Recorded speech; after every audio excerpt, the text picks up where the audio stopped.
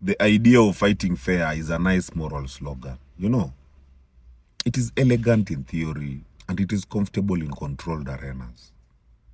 But now outside refereed games, insisting on fairness in conflict is often a luxury the vulnerable cannot afford.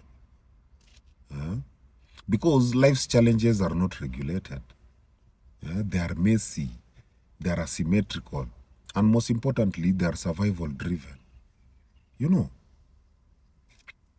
The ethical appeal of fighting fair becomes a tool of manipulation when wielded by those who already hold power.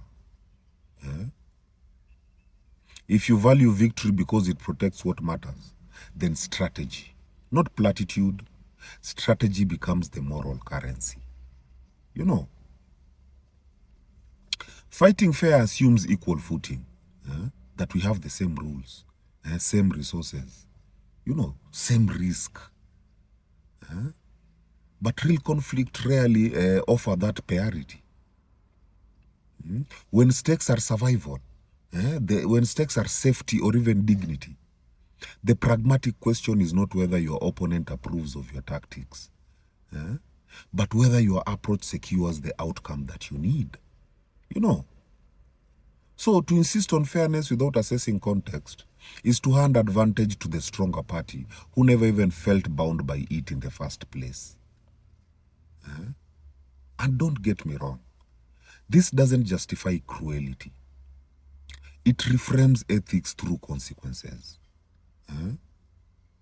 Strategy is about maximizing leverage while minimizing harm to the things that you must protect. It is about reading the terrain, using deception when necessary, exploiting timing, and even deploying strength where they matter most. I mean, look at wars, politics, business, and even intimate power struggles. The luxury of honor is often afforded only by those who have already won. So to preach fairness from a position of safety is totally different from demanding it from someone whose back is against the wall. Psychologically, the demand to fight fair plays on cognitive dissonance and moral licensing.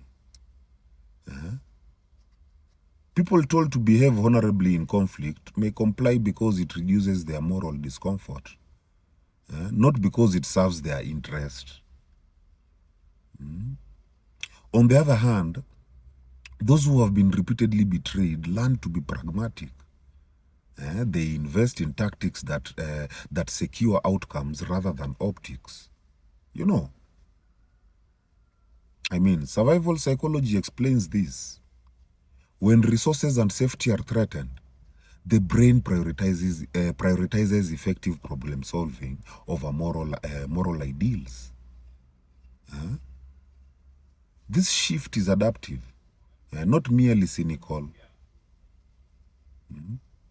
People who understand this dynamic cultivate strategic thinking, they cultivate emotional regulation, and even a readiness to use unconventional tools. Because they have learned that good intentions don't stop a blade. Spiritually, the romance of fighting fair reflects an aspiration towards a higher order. One where conscience guides action regardless of consequence. Yet spirit also values wise stewardship of life.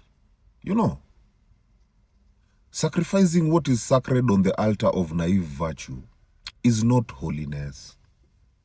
It is self-destruction. True spiritual maturity balances integrity with pragmatism. You act from principle, but not at the cost of annihilation.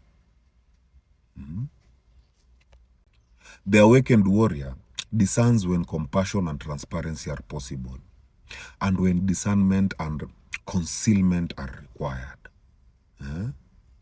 The ethical act in this view is not always transparency, but fidelity to what the soul is charged to protect. In short, Fight fair belongs to rule-bound arenas. In life, fairness is rarely enforced. So insisting on it without regard to power dynamics can be very manipulative and dangerous. You know, the wiser stance is strategic integrity. Know your values, read the field, and deploy whatever lawful. Ethical means maximize the protection and flourishing of what you love. In a world without referees, morality must be married to effectiveness. And that is not to justify cruelty, but to ensure survival, to ensure justice and the capacity to fight another day. You know, my people, heal. Heal.